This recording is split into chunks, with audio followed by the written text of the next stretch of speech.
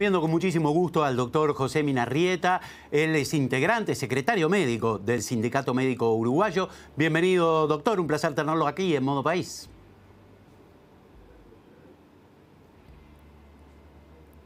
¿Nos escucha bien? Buen día. Sí. Perfecto. ¿Me escuchás a mí? Sí, sí. Ya estamos al aire entonces. Nuestra intención también tenía que ver, obviamente, con actualizar la información respecto a Casa de Galicia, pero sabemos que va a haber una asamblea y que todavía no es prudente, entonces, agregar otros comentarios, doctor.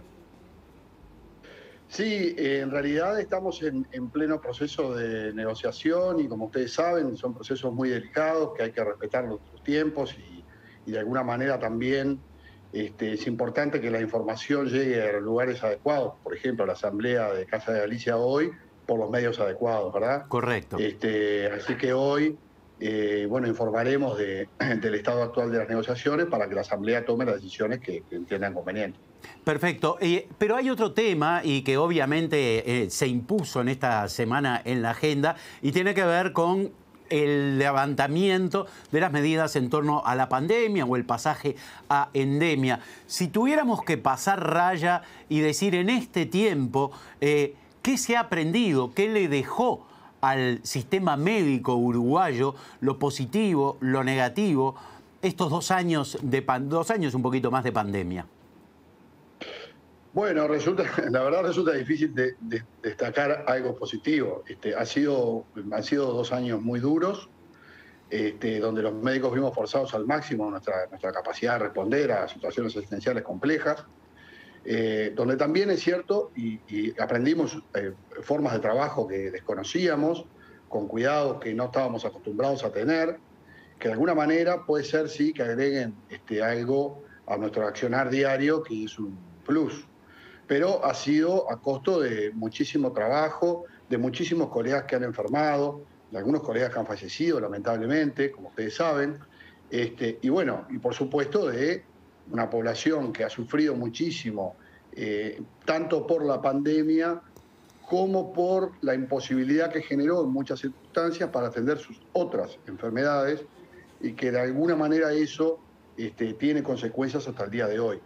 Sabemos que además, bueno, hubo miles de muertos que nosotros como sindicato siempre planteamos y seguimos planteando que algunos de esos fueron evitables, y eso realmente nos entristece mucho. Y bueno, es cierto, se cierra una etapa. También es verdad y es importante destacar que durante la pandemia y por la emergencia sanitaria hubo muchas cuestiones que implican acuerdos, inclusive laborales, como por ejemplo la cantidad de pacientes por hora que se ven en policlínica, etcétera, que fueron acuerdos que se lograron en el Consejo de Salario de hace varios años y que no se demoró su implementación debido a la pandemia. Por lo tanto, ahora entramos en una etapa en la cual tenemos que volver a implementar fundamentalmente, y quiero citar este ejemplo porque es muy importante, los 4 pacientes por hora para las especialidades generales, los 3 pacientes por hora para algunas otras, y hasta los 2 pacientes por hora, por ejemplo, para psiquiatría infantil.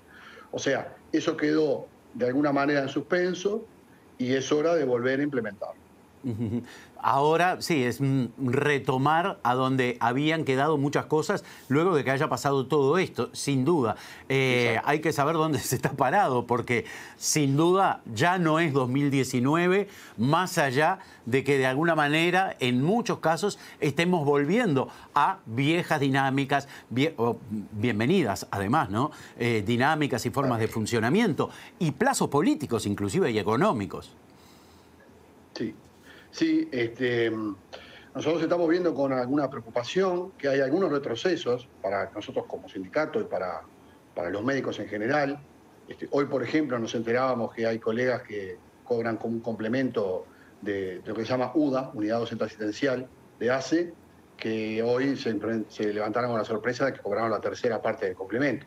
O sea, entendemos que de alguna manera, y esperamos que no, pero puede haber repercusiones a nivel salarial y a nivel laboral que de alguna manera nos perjudican como colectivo médico, y entendemos que, bueno, que es verdad que los médicos jugamos un rol dentro del equipo asistencial que tuvo su importancia durante estos años, y que esperamos que de alguna manera eso sea recogido, reconocido en las cuestiones que nosotros planteamos para mejorar nuestra calidad asistencial y la calidad del trabajo, que a veces es difícil que tanto las autoridades públicas o privadas de los prestadores comprendan que la mejoría de la calidad del trabajo es también mejoría de la calidad asistencial.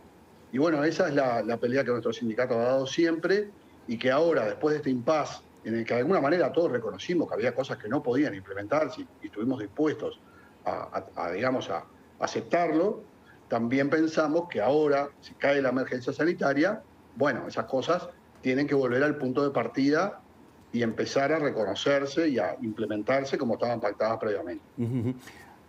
Tema salarial, sin duda, a tener en cuenta. ¿Qué otras cosas deberían tener en cuenta los médicos, ¿no? Para, a partir de la emergencia sanitaria? Uno se preocupa si usa tapaboca en un ómnibus o en un supermercado. ¿De qué se preocupan los médicos?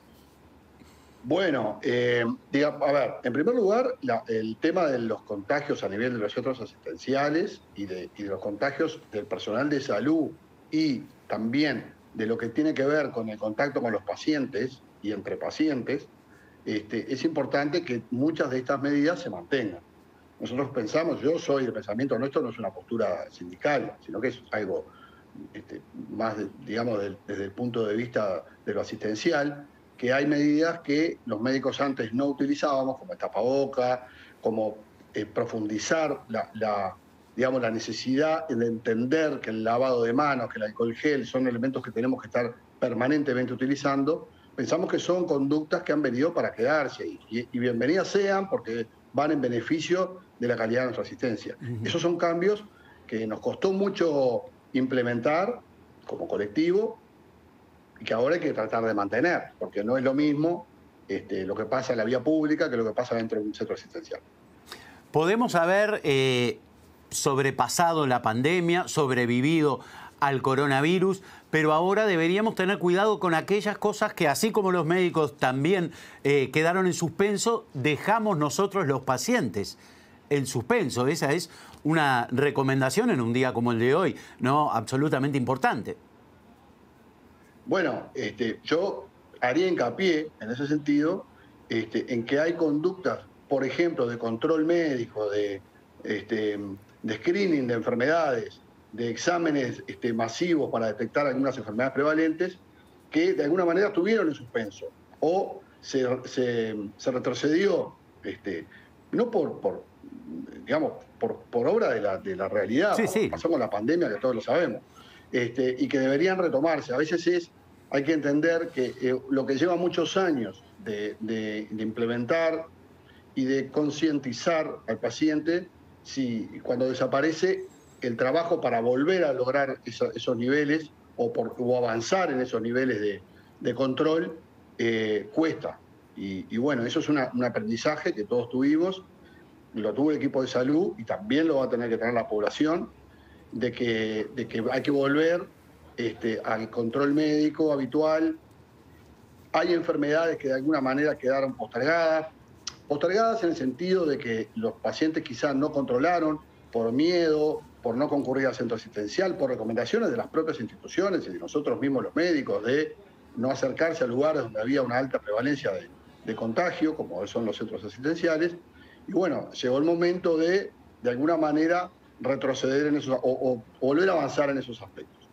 Es claro también que, y a mí me interesa aclarar esto, que no se puede hablar del fin de esta situación en forma terminante, porque tanto en el mundo como seguramente en nuestro país no sería extraño, y uno no quiere ser de mal agüero en estas cosas, pero hay que estar pendiente y muy expectante de que no aparezcan nuevos brotes, porque esto puede suceder.